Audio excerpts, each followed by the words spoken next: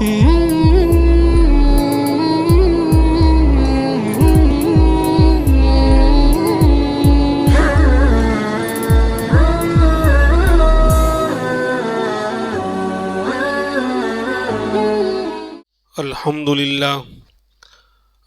لله كفى وسلام على عباده الذين اصطفى أما بعد فأعوذ بالله من الشيطان الرجيم بسم الله الرحمن الرحيم وأن الأرض يرثها عبادي الصالحون إن في هذا لبلاغا لقوم عابدين أو كما وقال اللهم صل على سيدنا محمد وعلى آل سيدنا محمد وبارك وسلم اللهم صل على سيدنا محمد وعلى آل سيدنا محمد وبارك وسلم اللهم صل على سيدنا محمد وعلى آل سيدنا محمد وبارك وسلم۔ آج اگست کی 9 تاریخ اور آئندہ جمعرات کو اس ملک کی تاریخ کا ایک عظیم الشان دن آنے والا ہے جس کو ہم یوم آزادی کہتے ہیں۔ 15 اگست آزادی کا دن، اور اس کو پورے ملک کا قومی تہوار مانا جاتا ہے، یعنی اس ملک میں بسنے والے ہر انسان کے لیے وہ خوشی کا دن ہے۔ آزادی کا دن ہر انسان کے لیے خوشی کا دن ہے، اور عام طور پر اس کو صرف قومی تہوار ہی سمجھا جاتا ہے، اور آزادی کے متعلق بات کرنا، جنگ آزادی کو بیان کرنا، اور اس میں حالات اور واقعات کیا ہوئے تھے اس کو بیان کرنا، گویا اس کو دنیاوی بات سمجھا جاتا ہے۔ یہ دین کی بات نہیں ہے، یہ سیاست کی بات ہے۔ نماز، روزہ، زکوٰۃ، حج اور عبادتوں کی بات کی جائے تو یہ دین کی بات ہے، یہ اسلام کی بات ہے۔ حالانکہ آزادی کا تذکرہ یا یوم آزادی، جو آزادی کا دن آ رہا ہے، وہ قومی تہوار ہوگا نمبر 2 پر، لیکن اس کے ساتھ ہمارا دین جڑا ہوا ہے۔ یہ مدارس جو زندہ ہیں، یہ مسجدیں جو آباد ہیں، ہم جو اللہ کے گھر میں آ کر اللہ اکبر کی صدائیں ہم بلند کر رہے ہیں، اللہ کے سامنے اپنی پیشانی کو جھکا رہے ہیں اور عبادتیں کر رہے ہیں، اور ہر جگہ ملک کے چپے چپے پر آج جو مدرسوں کا جال بچھا ہوا ہے اور داڑھی اور ٹوپیاں نظر آ رہی ہیں، دین کے یہ آثار نظر آ رہے ہیں، اس کا جنگ آزادی سے اور یوم آزادی سے بہت بڑا گہرا تعلق ہے۔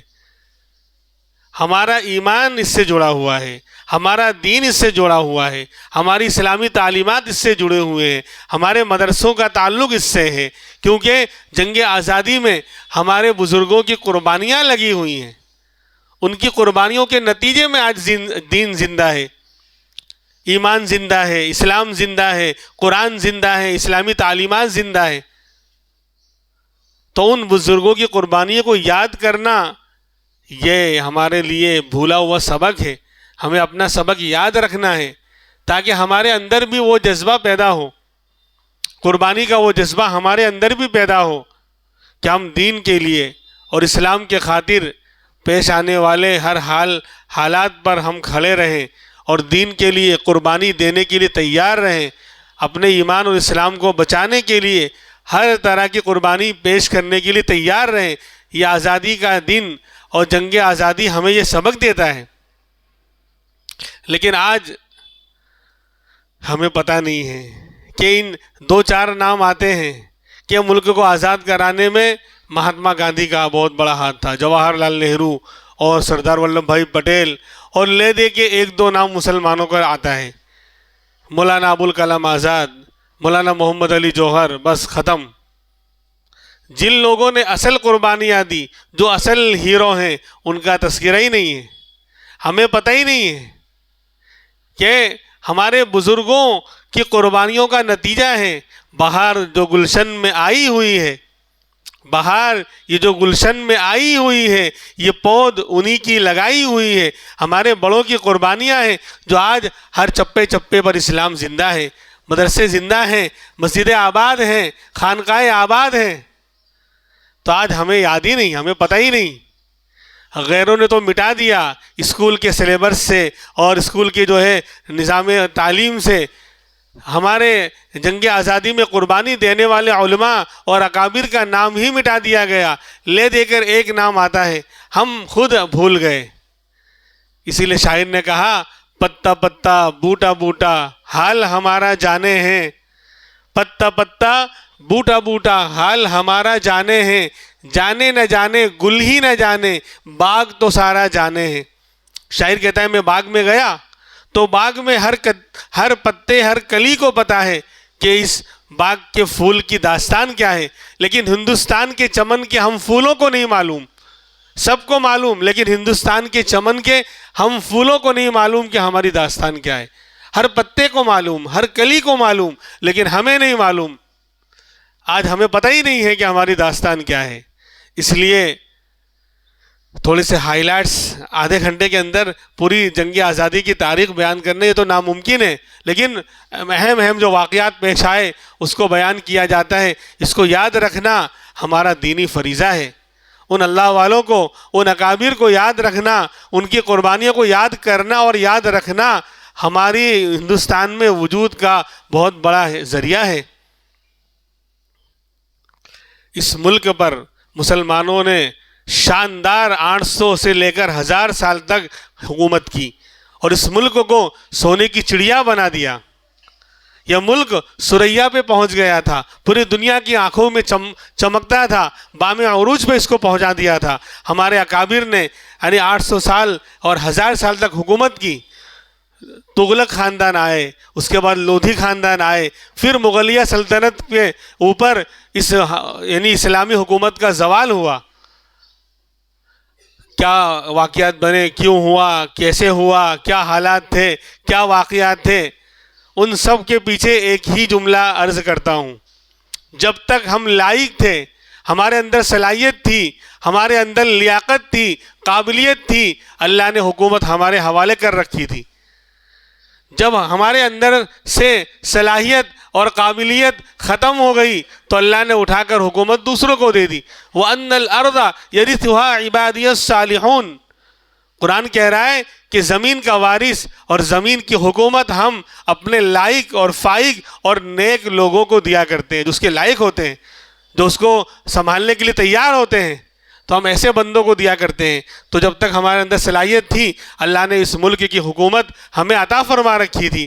جب ہمارے اندر صلاحیت ختم ہوئی, ہم اس کے اہل نہیں رہے, نالائقی ہمارے اندر آ گئی تو اللہ نے حکومت چھین لی. اب سب سے پہلے انگریزوں کے ناپاک قدم 1600 عیسوی کے اندر ایسٹ انڈیا کمپنی کی انہوں نے استھاپنا اور بنیاد رکھی.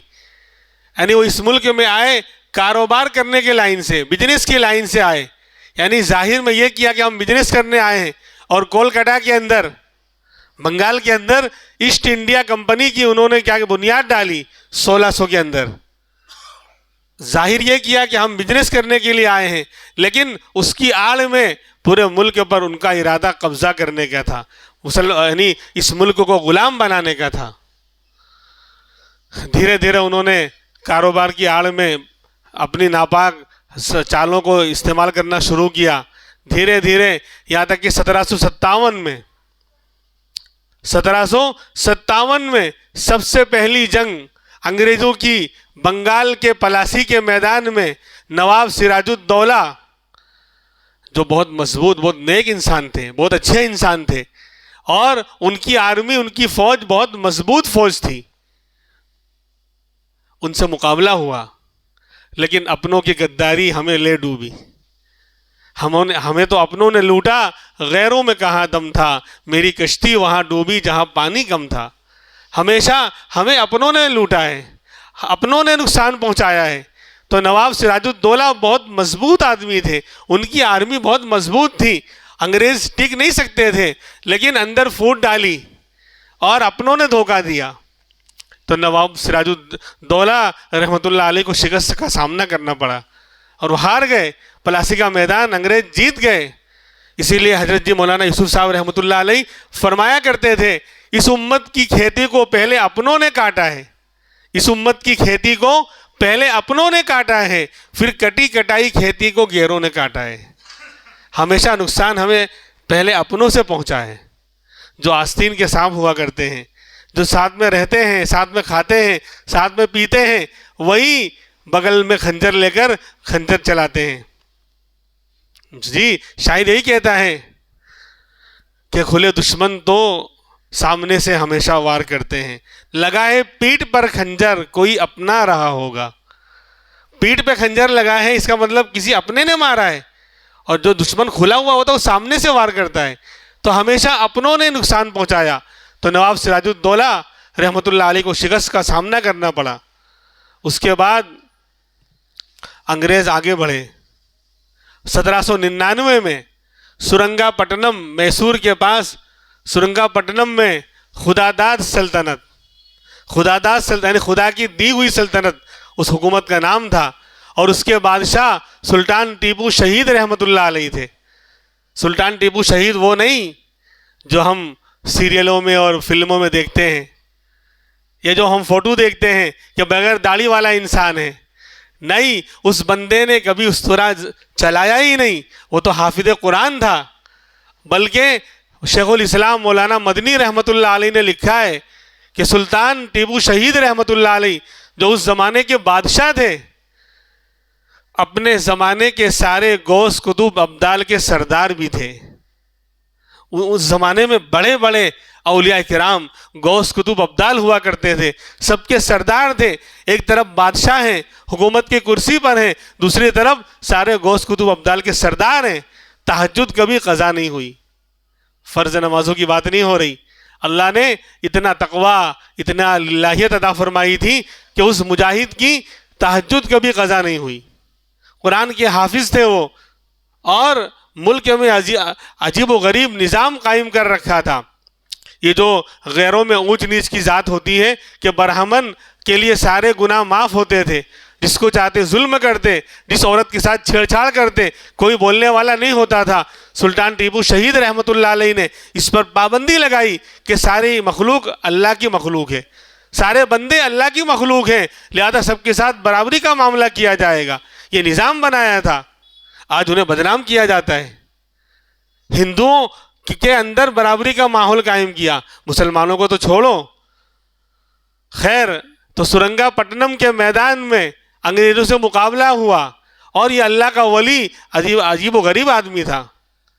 ان کا جملہ ہم سنا کرتے ہیں کہ فرمایا کہ شیر کی ایک دن کی زندگی گیدڑ کی 100 سال کی زندگی سے بہتر ہے۔ شیر کی ایک دن کی زندگی گیدڑ کی 100 سال کی زندگی سے بہتر۔ ایسا اللہ نے رعب اور ایسی بہادری عطا فرمائی تھی کہ دشمن سامنے کھڑے نہیں ہو سکتا تھا۔ اور جس دن شہید ہوئے، یہاں پر بھی اپنوں کی غداری ہی بیچ میں آ گئی۔ میر جعفر صادق نے غداری کی، تو اس دن بھی صبح میں تہجد پڑھی، تہجد کے بعد فجر کی نماز پڑھی، اشراق پڑھی، اور دعا کر کے پھر لڑائی کے میدان میں اترے ہیں اور شہید ہو گئے۔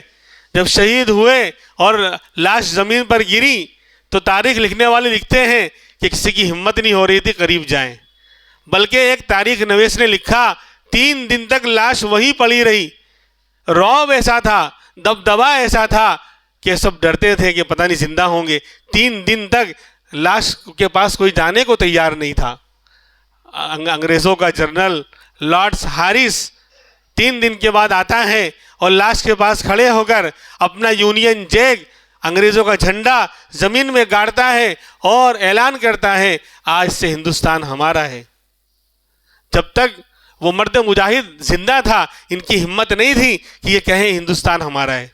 اس کے بعد اعلان کیا آج سے ہندوستان ہمارا ہے۔ پھر ان کے حوصلے بلند ہو گئے اور دلی کی طرف یہ آگے بڑھنے لگے۔ دلی کی سلطنت سب سے بڑی سلطنت مانی جاتی تھی۔ 1806 میں 1799 میں آپ شہید ہو گئے۔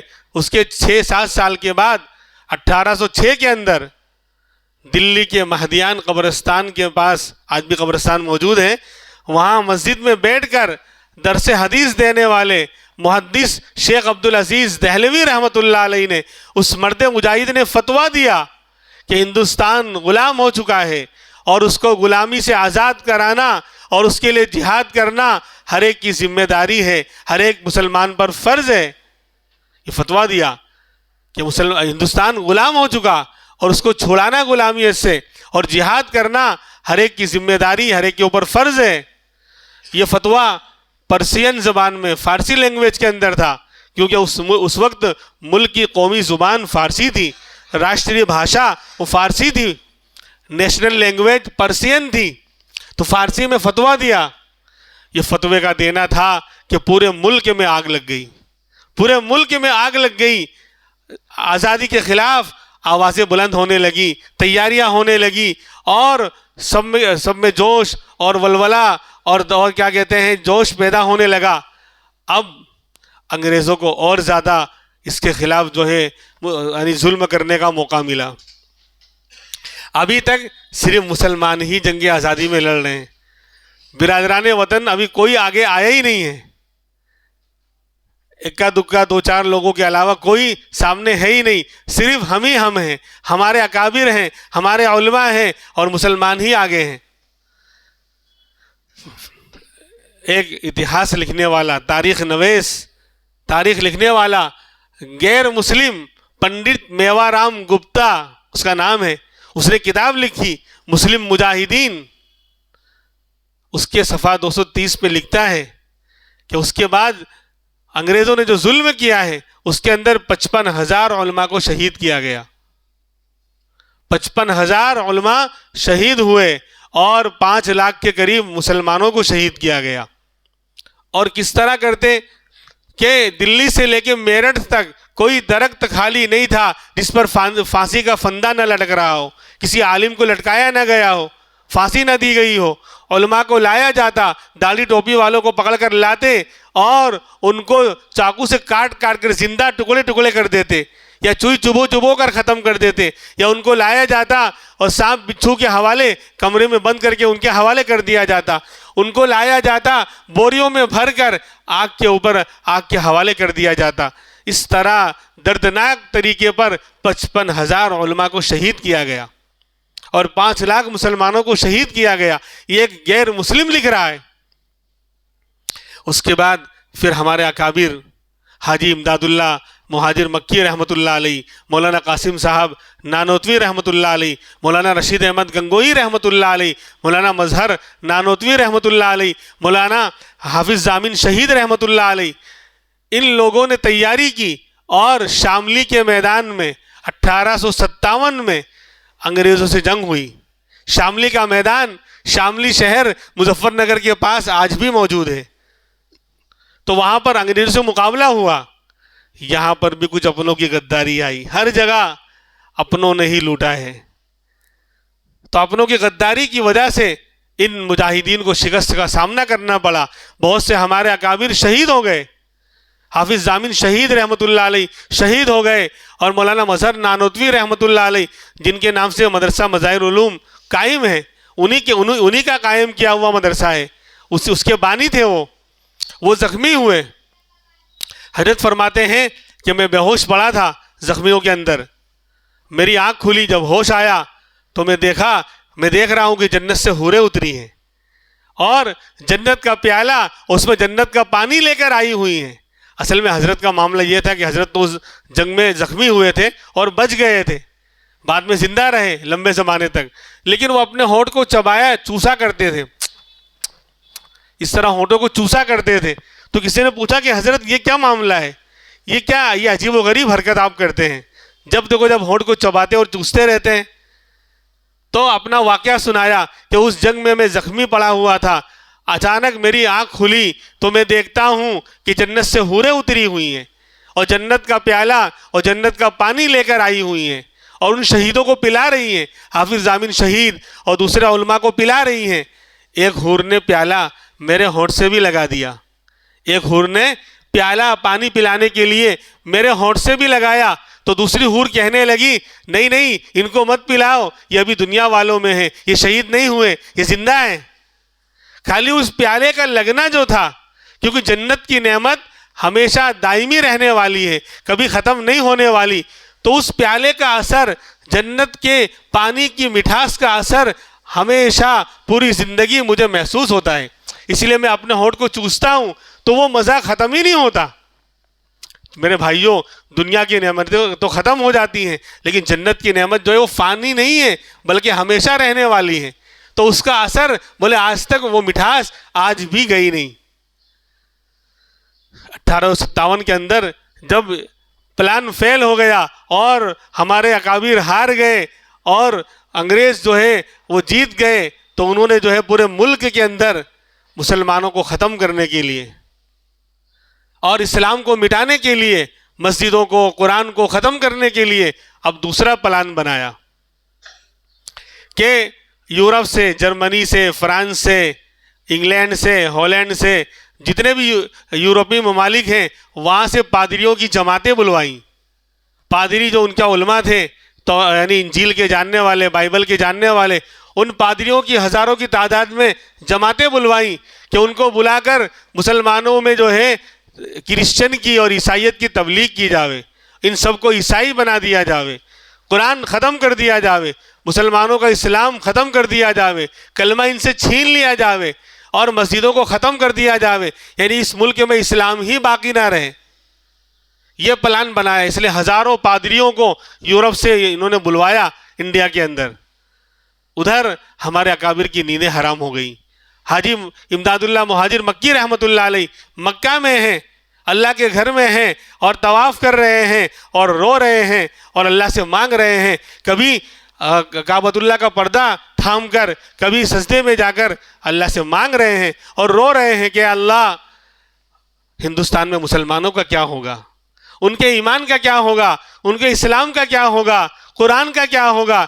یہ لوگ اسلام کو مٹا دیں گے، مسلمانوں کو ختم کر دیں گے اور قرآن کی تعلیم ختم ہو جائیں گی، تیرے گھر کو یہ لوگ مسجدوں کو ختم کر دیں گے۔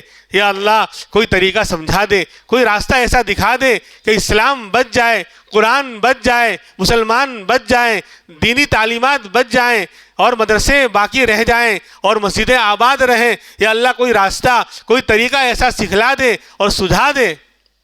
رو رو کر جب ہمارے اکابر نے دعائیں مانگی تو اس کے نتیجے میں 1866 کے اندر 57 میں جنگ فیل ہوئی اور اس کے 7 سال کے بعد 1866 کے اندر دارالعلوم دیوبند کی بنیاد مدرسے کی رکھی گئی۔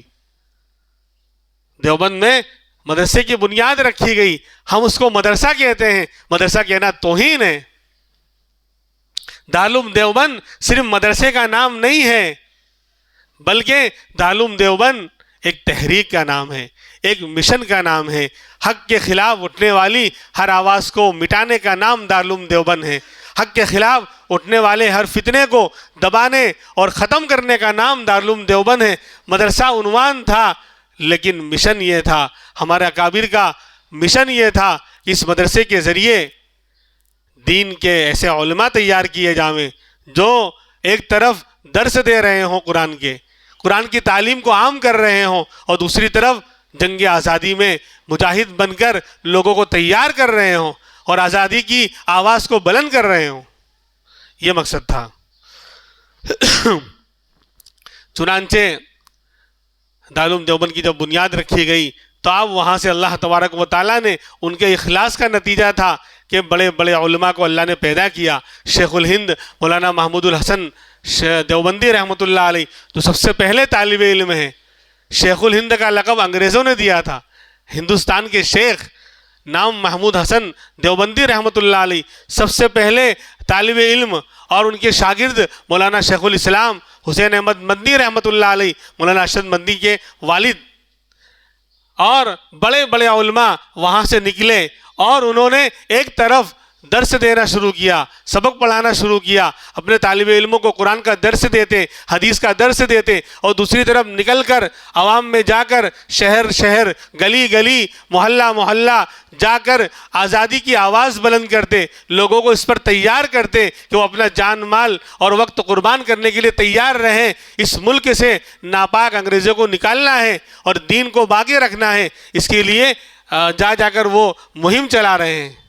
چنانچہ یہ سلسلہ چلتا رہا، اور ادھر مغلیہ سلطنت کا آخری چراغ بہادر شاہ ظفر رحمۃ اللہ علیہ کو بھی جو ہے رنگون کالے پانی کی سزا دی گئی۔ برما کا جو کیپٹل اور شہر ہے رنگون، وہاں بھیجا گیا۔ اس سے پہلے ان کو قید کیا گیا، قید کر کے مرکز نظام الدین کے سامنے ہمایوں کا مقبرہ آج بھی موجود ہے، وہ بلڈنگ آج بھی موجود ہے، اس کے اندر قید رکھا گیا۔ اور قید میں رکھنے کے بعد صبح میں کہا حضرت آپ کا ناشتہ آ رہا ہے۔ ناشتے کے اندر بڑے بڑے تھال لائے گئے، اور تھال کے ناشتہ رکھ کر اس کے اوپر کپڑا رکھا گیا، اس کو کپڑے سے ڈھانکا گیا کہ آپ کا ناشتہ آ رہا ہے۔ جب اس کو ہٹایا تو ان کے 3 شہزادوں کے سر کٹے ہوئے تھے۔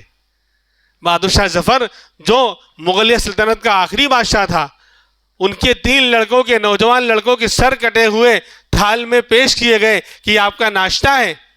حضرت نے بہت ضبط سے کام لیا، بہت صبر سے کام لیا، اور کہا کہ میں شکوہ نہیں کروں گا، میں شکایت نہیں کروں گا، میں گلہ نہیں کروں گا، نہ گلہ کروں گا نہ شکوہ کروں گا، بس میرا ملک سلامت رہے، رب سے یہی دعا کروں گا۔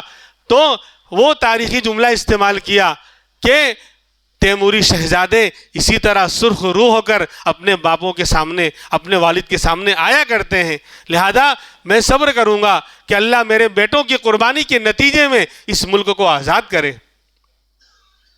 اس کے بعد آپ کو رنگون بھیج دیا گیا، کالے پانی کی سزا دی گئی، اور رنگون میں، برما میں، جس کو آج میانمار کہا جاتا ہے، وہاں پر حضرت کا انتقال ہونے لگا تو وہ مشہور نظم لکھی، لگتا نہیں یہ دل میرا اجڑے دیار میں، لگتا نہیں یہ دل میرا اجڑے دیار میں، کس کی بنی ہے اس عالم ناپائیدار میں، اور عمر دراز مانگ کے لائے تھے 4 دن، عمر دراز مانگ کر لائے تھے 4 دن، 2 آرزو میں کٹ گئے 2 انتظار میں، کتنا بد نصیب ہے ظفر، اپنے بارے میں کہہ رہے ہیں کتنا بد نصیب ہے ظفر کہ دفن کے لیے 2 گز زمین بھی نہ مل سکی کوئے یار میں، یعنی ہندوستان کو یاد کر رہے ہیں کہ 2 گز دفن ہونے کے لیے کوئے یار میں، اپنے وطن میں جس کا میں بادشاہ رہا، وہاں دفن کے لیے 2 گز زمین بھی نہ مل سکی، اور وہیں ضلع وطنی میں رنگون کے اندر ہی آپ کو دفن کیا گیا، وہیں انتقال ہوا۔ بہت سارے ہمارے علماء کو، ہمارے اکابر کو انڈمان نکوبار جزیرے میں لے جایا گیا، اور وہاں ان کو کالے پانی کی سزا دی گئی، اور بہت سو کو تو سمندر میں پھینک دیا گیا، بہت سو کا نام و نشان کوئی نہیں جانتا۔ یہ مہم چلتی رہی یہاں تک کہ تحریک ریشمی رومال چلی، اس کی تفصیل سنانے کا تو موقع نہیں ہے، اگر وہ کامیاب ہو جاتی تو انگریزوں کا صفایا ہو جاتا۔ شیخ الہند رحمۃ اللہ علیہ نے دیوبند سے تحریک ریشمی رومال چلائی تھی، وہاں بھی اپنوں کی غداری، جو خاص خادم تھا اس نے ہی جا کر انگریزوں میں جو ہے بھانڈا پھوڑا تھا اور جا کر دھوکہ دیا تھا، تو وہ بھی فیل ہو گئی، اور اس کے خلاف پھر وارنٹ نکلا ہمارے اکابر کے خلاف، شیخ الہند مولانا محمود حسن دیوبندی رحمۃ اللہ علیہ کے خلاف، شیخ الاسلام مولانا مدنی جو ان کے شاگرد ہیں ان کے خلاف، مولانا عبید اللہ سندھی، مولانا عزیر گل، مولانا نافع گل، تقریباً 223 کے قریب علماء اکرام کے خلاف گرفتاری کا وارنٹ نکلا، ان سب کو گرفتار کیا گیا، اور 1916 میں 1916 کے اندر 1916 میں ان سب کو جو ہے کالے پانی کی سزا دی گئی، اور ملک سے بہت دور یورپ کا ایک جزیرہ تھا مالٹا، جزیرہ مالٹا میں جو ٹھنڈا علاقہ، برفیلا علاقہ، سمندر کے بیچ میں بہت ٹھنڈا اور برف والا علاقہ، وہاں ان کو کالے پانی کی سزا میں بھیج دیا گیا۔ ہم فخر سے کہہ سکتے ہیں کہ اس ملک کے لیے سب سے پہلے اگر کالی پانی کی سزا کسی کو ملی تو مسلمانوں کو ملی، مسلمانوں نے قربانی دی، اور اس میں ہمارے اکابر نے، ہمارے علماء نے قربانی دی، ایک بھی نان مسلم اس میں نہیں تھا۔ 3.5 साल तक माल्टा के अंदर रखा गया, बर्फीला इलाका, ठंडा इलाका और छोटे छोटे कमरों में रखा गया। और एक अजीबोगरीब वाक़या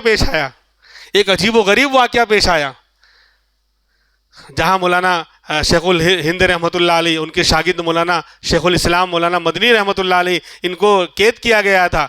अंग्रेज़ों ने जहरीले सांपों को छोड़ दिया कमरे में, जहरीले सांपों को छोड़ दिया कि इनको काट खाएं और ख़त्म कर दें। जब सांप को छोड़ा गया तो शेखुल हिंद रहमतुल्लाह अलैह ने कहा, हुसैन अहमद अब वक्त आ गया है, अब अल्लाह अल्लाह करना शुरू करो। हमारे अकाबिर खाली जाहिर से अल्लाह अल्लाह नहीं करते थे, सिर्फ जाहिर में नमाज रोज़े के पाबंद नहीं थे, दिल में उनका आबाद था, दिल का ताल्लुक़ भी अल्लाह से मजबूत जुड़ा हुआ था। आज हमारी दिल की दुनिया बर्बाद है, ज़ुबान पे अल्लाह अल्लाह और दिल में है राम राम। तो ऐसे अल्लाह अल्लाह का नहीं बनेगा कुछ काम। जब ज़ुबान पे अल्लाह अल्लाह और दिल में है, मतलब दिल में दुनिया और पता नहीं क्या क्या गैरुल्लाह की मोहब्बत छाई हुई है। लेकिन हमारे अकाबिर का मामला ऐसा नहीं था, दिल भी उनका अल्लाह की मोहब्बत से भरा हुआ था। तो जब मौलाना हुसैन मदनी ने अल्लाह अल्लाह अल्लाह अल्लाह ला इलाहा इल्लल्लाह अल्लाहु अल्लाहु अल्लाहु जब उसकी ज़रब लगाने शुरू की, तो वो सांप भी अपने फनों पे खड़े होकर अल्लाह अल्लाह अल्लाह अल्लाह वो भी जिक्र करने लगे। अंग्रेज हैरान, ये हो क्या रहा है, वो भी अल्लाह अल्लाह करने में मस्त हो गए और यहाँ तक कि वो वापस चले गए, एक ने भी काटा नहीं।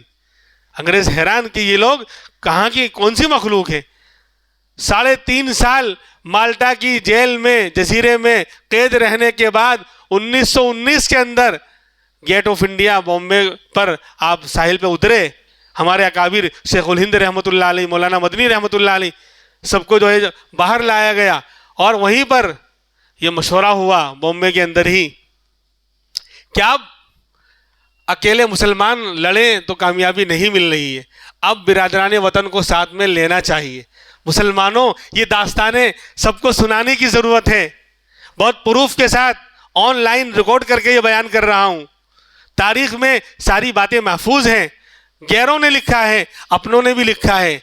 आज हमें क्या हो गया, कम से कम आज तो शानदार इंटरनेट हमारे पास है, बेहतरीन ज़रिया हमारे पास है, मोबाइल है, हम इन बातों को हर एक तक पहुंचा सकते हैं। स्कूल में पढ़ने वाले, कॉलेज में पढ़ने वाले, उनको पता ही नहीं है, वो समझते हैं कि क्या गैरों का हमारे ऊपर एहसान है। हमारा एहसान है।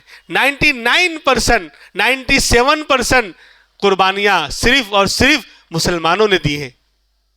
अब मशवरा हुआ 1919 के अंदर कि गैरों को भी साथ में लेना पड़ेगा, यानी हिंदुओं को भी साथ में लेना पड़ेगा, तो हम कामयाब हो सकते हैं। क्योंकि उनको अंग्रेज़ों ने भड़का रखा था, उनको अपने साथ कर लिया था और बात यह फैलाई थी कि मुसलमानों की और हमारी जंग है। हालांकि ये पूरे मुल्क के बसने वालों की लड़ाई थी, आज़ादी और गुलामियत की लड़ाई थी।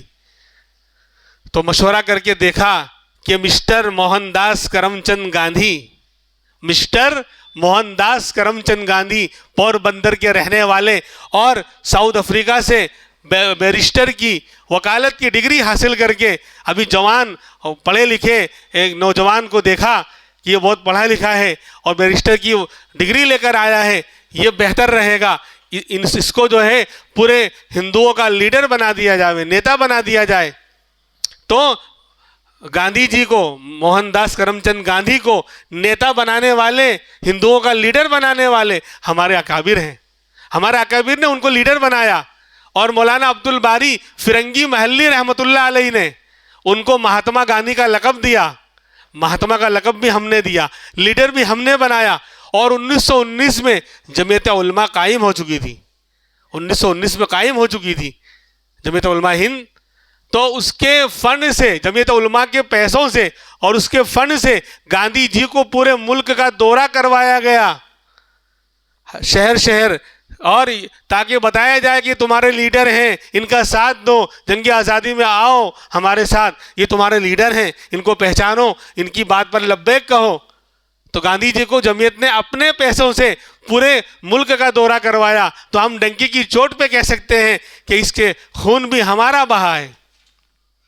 जब भी अहले चमन को ज़रूरत पड़ी, खून हमने दिया, गर्दनें पेश की, फिर भी कहते हैं हमसे ये अहले चमन, ये चमन है हमारा, तुम्हारा नहीं। جنہوں نے ناخن بھی نہیں کٹوایا، انگلی تو دور کی بات، جنہوں نے ناخن بھی نہیں کٹوایا، آج وہ ہم سے کہہ رہے ہیں اس ملک کے چپے چپے پر مسلمانوں کے خون کی داستان سے وہ رنگین ہے، چپا چپا ملک کا گوشہ گوشہ ہماری قربانیوں سے رنگین ہے میرے بھائیوں۔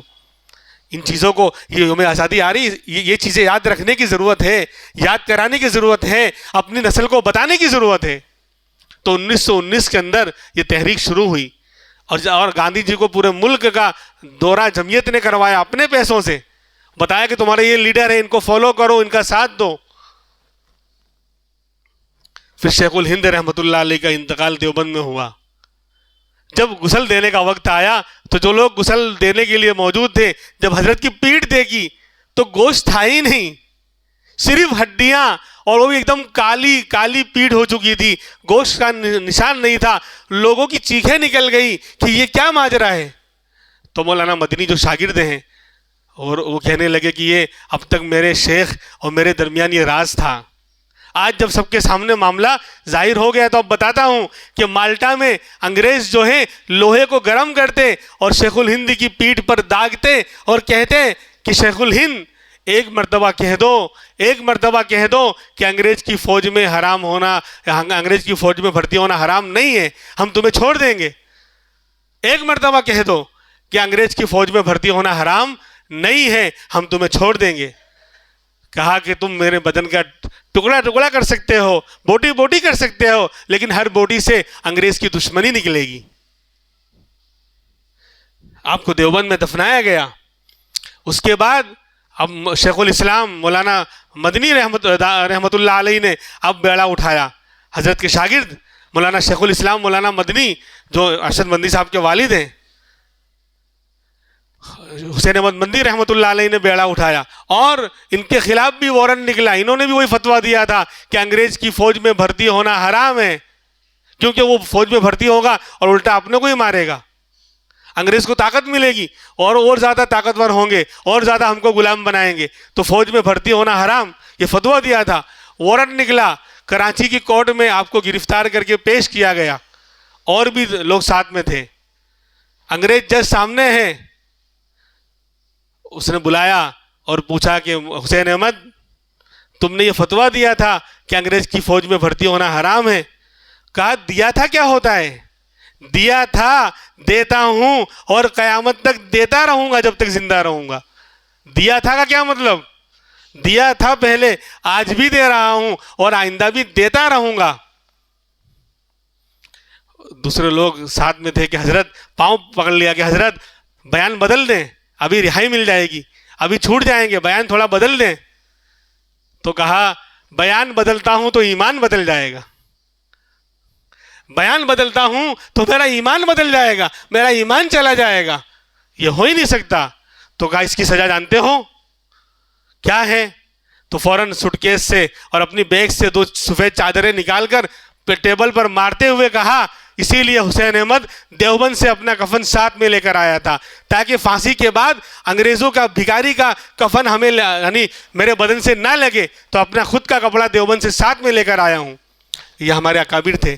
میرے بھائیوں، اس طرح قربانیوں کے بعد جا کر ملک آزاد ہوا۔ تو یوم آزادی صرف قومی تہوار نہیں ہے، ہماری بہت ساری یادیں وابستہ ہیں۔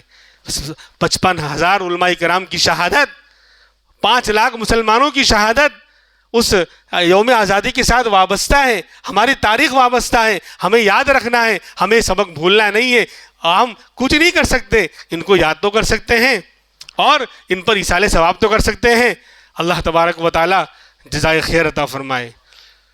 ان تمام علماء کو، ان تمام مسلمانوں کو، ان تمام ہمارے اکابر کو، جنہوں نے اسلام کو اس ملک میں باقی رکھنے کے لیے، دین کو اور مدرسوں کو اور مسجدوں کو اور قرآن کو اور اس کی تعلیمات کو زندہ رکھنے کے لیے اپنا جان مال وقت سب کچھ قربان کیا، اللہ اپنی شایان شان ان تمام حضرات کو بہترین بدلہ عطا فرمائے۔ وآخر دعوانا ان الحمدللہ رب العالمین۔